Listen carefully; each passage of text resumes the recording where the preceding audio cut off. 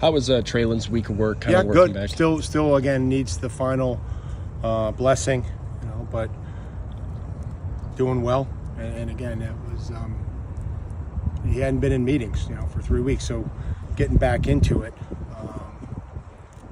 I would say pleasantly surprised just for his ability to go through those meetings and practice, and so a lot of stuff that go in there, and just glad that he was able to retain some information. So, see if he clears and what role he may have in the game, but just still waiting for that final blessing from a doctor.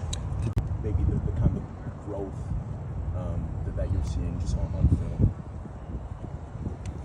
Well, they remain pretty consistent in what they do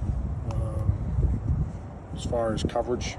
So I think that there's the ability to do the same thing, not every single time, but the majority of the time.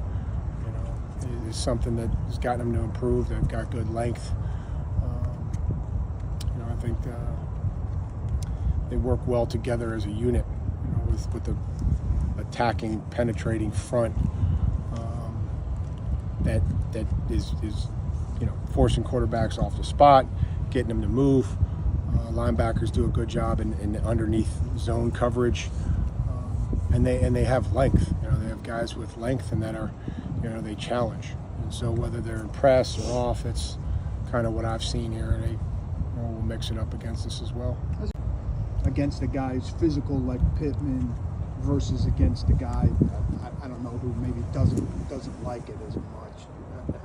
How's that kind of differentiate itself over the course of a game, and how much do you go into it with an awareness of the crew and how Oh well, the crew. It's the crew we had against Cleveland. They called us for a couple, and clearly that's a factor. And